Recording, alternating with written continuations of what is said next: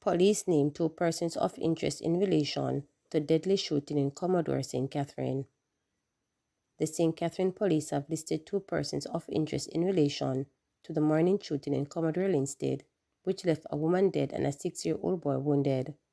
Police have not released the dead woman's identity, but said she was in her 50s and that she was the mother of a member of the Jamaica Constabulary Force. The 6-year-old has been hospitalized in serious but stable condition. The gunmen pounced upon the woman and child at their home.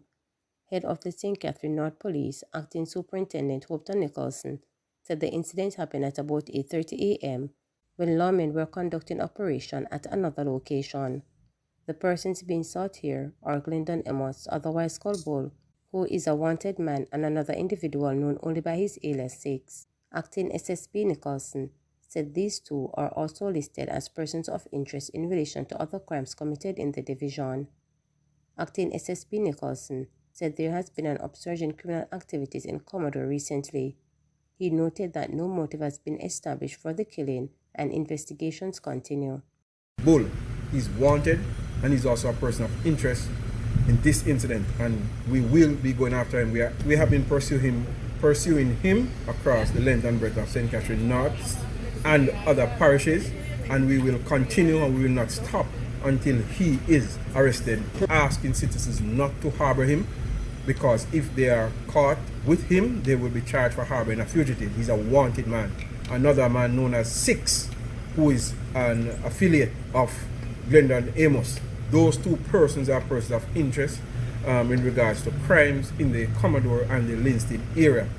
We want to reassure the persons who are living in that space that the police will be there. We ask them to cooperate with us, as we will be pursuing all of these persons as well as others. Wherever they are in this island, we are going to pursue them, and we hope to bring closure to the families who have been affected.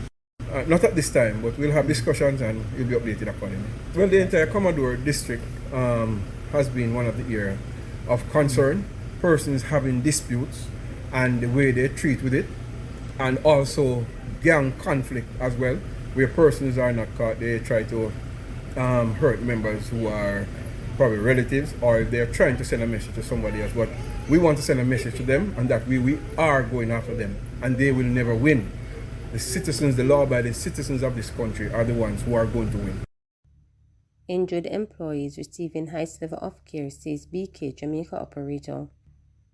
Restaurants Associates Limited, franchises of Burger King Jamaica, said it is in constant communication with the medical team attending to the employees injured in Wednesday's explosion at its New Kingston outlet, ensuring they're receiving the highest level of care. In addition, the company said it is prepared to facilitate any necessary medical transfer should any of the victims require advanced treatment both locally and internationally. According to RAL, all 3 employees who sustained visible injuries are currently in stable condition. It provided an update in a statement on Friday. RAL said one of the affected team members was discharged Wednesday afternoon after receiving treatment, while 2 others who sustained burns were hospitalized overnight at the Kingston Public Hospital. It added that Thursday evening, one employee who had been previously admitted to KPH was transferred to the Tony Thwaites wing at the University Hospital of the West Indies. We would like to express our heartfelt gratitude to the public for the outpouring of support, well wishes, and concern for the victims and their families during this difficult time.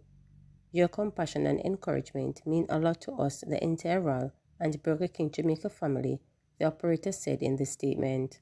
We also wish to extend our deepest thanks to the first responders who swiftly arrived on the scene and acted with professionalism and urgency. Their efforts, alongside the brave members of the public who immediately assisted in caring for the injured and transporting them to hospital, have not been nothing short of commendable. Your quick actions made the difference, RAL continued. The company further expressed its wishes to meet with the Good Samaritan, who promptly transferred the injured employee to the nearest hospital. We are truly grateful for their assistance and would like to show our appreciation for their efforts, the company stated, noting that it is also committed to addressing the emotional well-being of the affected employees and witnesses. RAL said it has arranged professional counseling services for those directly involved in the incident, as well as for any staff who may have been emotionally impacted. The company said it will continue to collaborate with the relevant authorities as well as service providers to investigate the matter and implement any additional measures necessary to prevent such incidents in the future. Our goal is to ensure that the highest safety standards are enforced across all locations, Ralph stressed.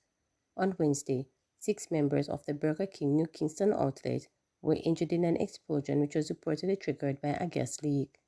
Of the 6 employees, 3 showed visible signs of injury, the company had said, while noting that all were taken to hospital for assessment and treatment. There have been no fatalities. 7-year-old found his submachine gun at St. Elizabeth's School, now in state care. The 7-year-old child, who was found in possession of a submachine gun at a school in St. Elizabeth, is now in the care of the Child Protection and Family Services Agency, CPFSA. His siblings are also being safeguarded by the agency. Chief Executive Officer of the CPFSA, Loretta Adams Thomas, noted that the children are getting the necessary counseling and psychosocial support. Mrs. Adams Thomas has reminded parents of their responsibility to ensure that their children do not have access to dangerous or illegal items. She said parents should check their children's school bags regularly to ensure that they do not carry these items to school.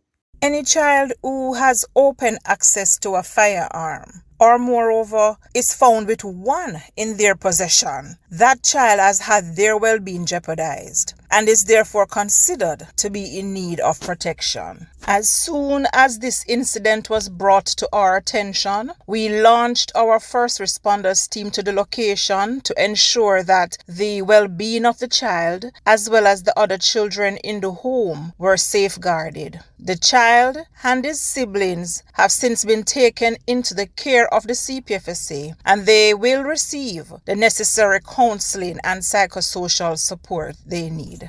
It is imperative that parents be more vigilant about checking their children's bags before they go to school to prevent them from taking dangerous or inappropriate items with them, be it weapons or pornographic materials or drug-related items. These things do not only put your child at risk, but it can also endanger the lives of other children as well as teachers at the institution. Government JCTU concluded compensation reconstructing negotiations. The Ministry of Finance and Public Service and the Jamaica Confederation of Trade Unions JCTU have concluded negotiations on items carried over from the implementation of the new compensation structure for the public service with the signing of heads of agreements on Thursday. The agreement, which was signed by Minister Dr. Nigel Clark, bringing an end to its round of negotiations, marks a significant milestone for public sector workers. In a statement on Friday, the ministry said the agreement complements of the compensation reconstructing agreement signed 2 years ago and implemented over the period 2023 to 2024-2025 and reconstructs conditions of service including compensation for extra hours work, among other conditions of services.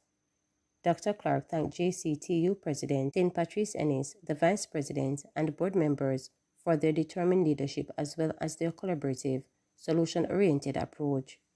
He also thanked his State Minister, Xavier Main, Financial Secretary Darlene Morrison, Deputy Finance Secretary Wayne Jones, Maria Thomas Walters of the Ministry's Transformation Unit, and other team members for their hard work, diligence, analysis, and professionalism during the process.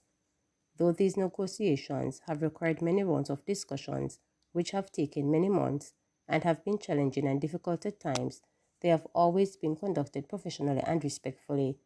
It took tremendous determination on the part of both parties and a solution-oriented atmosphere where concern of most parties could be heard and addressed, Dr. Clark noted. The process has again showed our capacity as Jamaicans to continually improve our country through social dialogue, a capacity that is institutionalized in our structures and systems that will serve Jamaica for decades to come, he continued. The JCTU also expressed thanks to several individuals who contributed to the process. We wish to extend our deepest gratitude to the Minister of Finance and the Public Service, Dr. the Honorable Nigel Clark, for his commitment determination, and exemplary leadership throughout the negotiations. His unwavering dedication to closing this chapter of this tenure with the ministry has been instrumental in reaching this final agreement. Special thanks are also due to the Deputy Financial Secretary, Mr. Wayne Jones, whose involvement, determination, commitment, and resilience played a critical role in ensuring a successful conclusion to this aspect of the negotiation, stated JCTU. The staff of the Ministry of Finance and Public Service also deserve commendation for their hard work and commitment during these extended negotiations. It took tremendous resolve, compromise, and teamwork to bring us to this point. While the journey was difficult, the JCTU believes that the outcome is in the best interest of the country and the public sector workforce, it added. Remember to subscribe, like, share, and click the notification bell for daily updates.